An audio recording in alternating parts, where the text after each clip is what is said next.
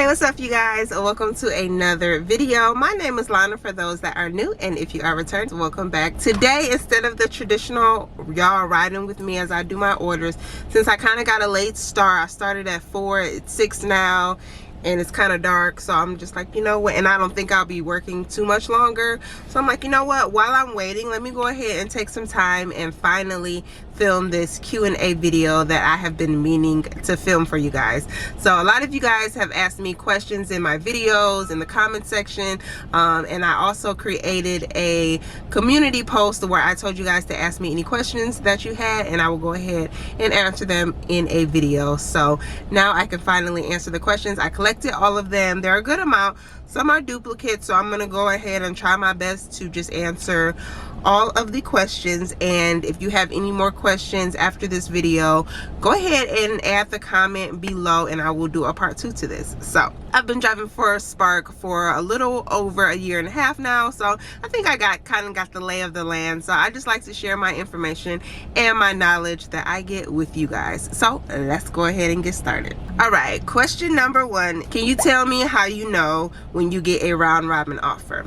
Round robin offers are the offers that come about 20 past every hour most of the time, and then they're ready for pickup about 45 past every hour. So you typically know if you get a round robin offer, it'll say curbside pickup and the pickup time will be around the 45 mark. So this is a little bit hard to tell if you have a screen full of orders, but the best way is to look for the curbside pickup, look for the time, and normally it's around about 2 orders.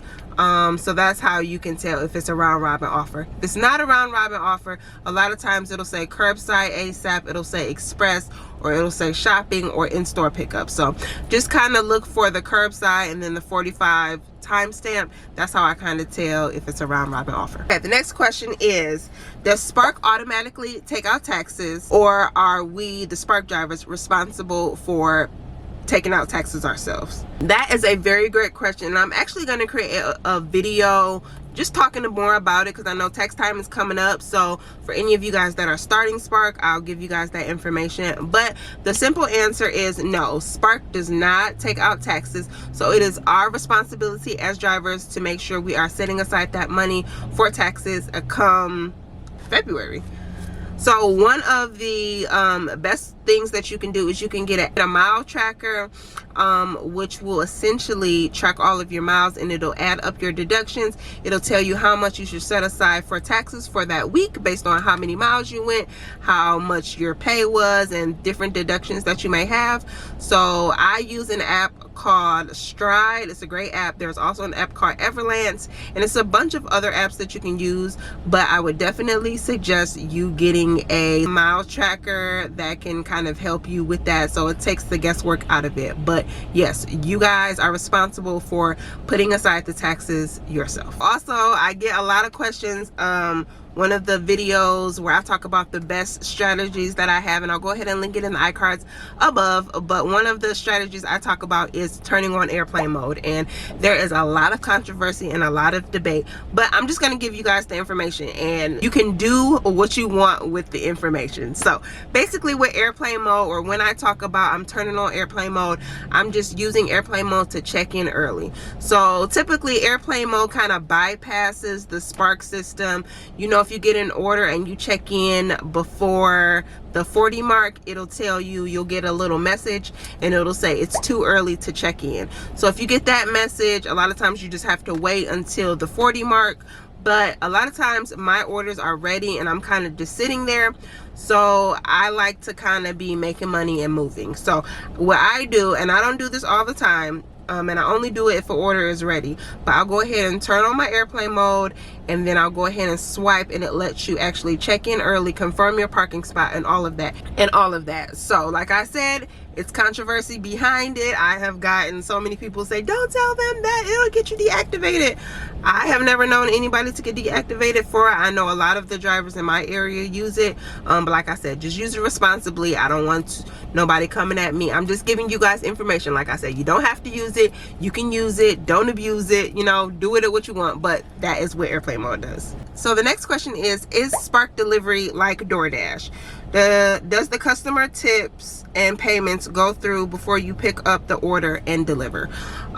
So no, it's not like DoorDash. I mean, the payment goes through, but the tip takes 24 hours to actually come through. So the customer actually has 24 hours to see if they want to change their tip. They can take it away completely, which sucks, and that's tip baiting, which I talk about in one of my videos, which I'll go ahead and link above. So they can actually decrease it, increase it, which I haven't really seen, or they can just take it away all in all. So it's kind of like DoorDash in a way where it's prepaid. So if you ever do a shop and deliver, you don't have to have a card or anything. You can just show them your phone, scan the barcode or whatever. But as far as the tip goes, it's not. So yes and no. Do you decline or just let it expire if you have an offer that you don't want? That is a very good question, you guys. It really doesn't matter. Either way, it kind of counts against you if they're sending you an order and you're not accepting it, only if it's a round robin offer. So what I do typically, it depends. Sometimes I might go ahead and reject it if I know I want other orders to come in, and sometimes I just kind of leave it and let it time out. So either way it goes, I mean, if it's a round robin offer, it will still count against you. Are we supposed to knock on the door or ring the doorbell? That's a good question, and that's a common question I get as well. You guys, I think that's also more of a preference thing. The app will tell you if you go and, you know, follow the instructions. They'll tell you to ring the door or knock, and I just do it for courtesy. A lot of times you will get a notification on your phone. They get text and they get email when the order is on the way, arrived, left at the door, things like that. But a lot of times, in my observation, people aren't always by their phones, and they might not know, or if they'll forget that they have a delivery coming. So that knock on the door, or that, you know, ringing the doorbell is just kind of an extra reminder, like, hey, your groceries are here and they're ready for you to pick up. So I typically do it unless it says do not knock or ring the doorbell. So always check the notes section. But if it doesn't mention anything, I'll just go ahead and knock or ring the doorbell just for courtesy. But it's totally up to you. And I love this next question. Is Walmart Spark worth it? In my opinion, I'm gonna always say yes, because there are so many good orders and I have so many good days with Walmart Spark. But it also will vary on your area. If you're in a small town, you only have one Walmart, and it's kind of saturated with workers, it might be hard for you to get $50. It might be hard for you to get $100. I know a lot of you tell me I'm in a small town and it is so hard to get $100 some days. So for that, I tell you guys, if you're close to a major city, maybe it's worth looking at changing your zone and driving 30 minutes, 45 minutes to that bigger city that has multiple Walmarts, and you're able to make more money. So I would say, short answer, yes, it is worth it. I think most people would say it's worth it, but there are also those cases where you're small town, oversaturated, things like that, and it might not be worth it. So you just kind of got to check your area, but definitely Spark is a great money maker. How is it delivering to apartments?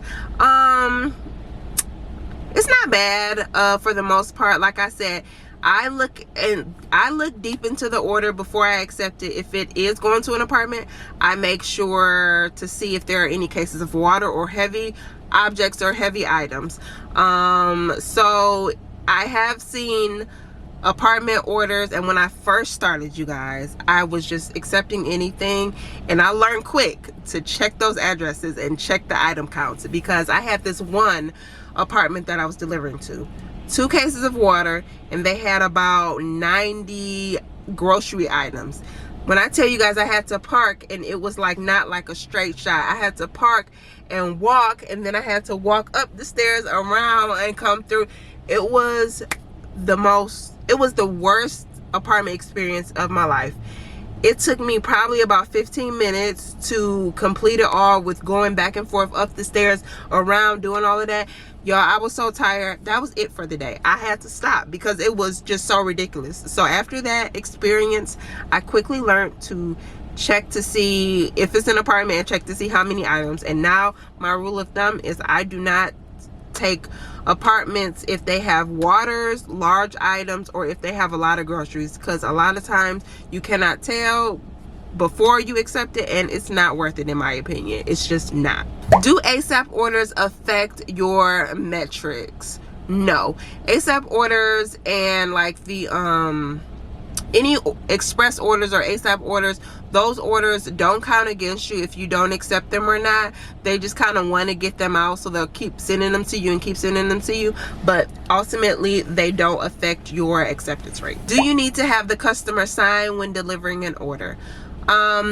Sometimes the customer will select an option for a signature, and in that case you will have to knock on the door, wait for them to come and sign. A lot of times they'll just say, hey, put an X for me or sign for me. But if they do have that option, you want to make sure that you go ahead and contact them, get them to actually sign it, because you don't want a situation where you leave the groceries and they, you know, say that they didn't get them, you get a bad rating, then the customer is out of their grocery items or whatever. And a lot of times apartments will do that, or if it's like maybe a more of an unsafe area, they might request a signature just so they can make sure they get the items. This question I get asked all the time: when is Spark going to start doing instant pay? Y'all, I've been hearing for so long that they were going to start doing instant pay like a year ago. Still hasn't happened. I haven't heard any talks about it lately, and I really don't know why they don't have that option. It doesn't make sense. Like, we're doing the work right then and there. Why can't we get paid? I can understand if our tips might not be available right away, but our like delivery pay should be available. So no, it isn't an instant pay offer right now. But hopefully in the future they'll catch up to the other apps and it will be available. So since we don't have the instant pay, everybody gets paid every Tuesday, and we get paid through an app called Branch, in case you were wondering how Spark does their payments. How much do you make a week? I know it depends, but I'm really thinking about doing it. Okay, so that's a good question, but it, like I said, it does depend. It depends on whether you want to do this part-time or full-time. I currently doing it part-time. I only do it typically about 3 days a week, and I'll work maybe 6 to 8 hours just depending on the time that I have, but I typically make about $400 a week within those 3 to 4 days, so about $100 a day, which is good money. So if you work more, if you have a busier market, then you could make more. If you work less, you could make less. It just depends on how much work you're willing to put in, how many hours you're willing to work, and then also your market. How low can your acceptance rate go without being deactivated? Y'all, I really don't know. All I can tell you is I've been as low as a 6%, and I've still been getting orders and nothing has really happened. So I would think maybe don't go under like 2%. You know, if you're just not accepting anything, then they might just go ahead and deactivate you because you're not working. But I think typically as long as you're accepting, you know, some orders here or there, they'll keep you in the algorithm and they won't deactivate you for it. Does Walmart Spark require their driver to choose one zone and deliver only to that zone, like Grubhub? Grubhub requires you to choose one city before they hire you, and you have to work in that zone. No. And this is also a short answer, no, but I'm gonna expand a little bit on it. And this is also a hack for if you are trying to get in Spark and your market is full at the time. Pick a zone that is kind of in the same market but maybe open, so maybe 2 towns away or 30 minutes away. You can go ahead and select that if they have openings, and you can always change your zone. So the great thing about Spark is, say you're on vacation and you have some time to spare. Like I said, I was doing a video, the last video I did, one of the subscribers was from Vegas and she was working out here. So you can always change your zone, and then when you're back in your original zone, you can change it back. So that's the good thing about Spark, is pretty much you can make money wherever you are. Do you ever get items too heavy to carry? In my experience, no, I haven't. The heaviest items I typically see are waters and TVs. Those are pretty much the most common things. Now, of course, there probably are the occasional heavy item that you might not be able to carry, but that is why checking your item list before you accept an order is so is so important. So say you have some limitations. I know some people have, you know, back problems, or they can't, you know, lift maybe upwards of 30 pounds, let's just say. So it'll be important for you to check to see if you can actually do that order or not.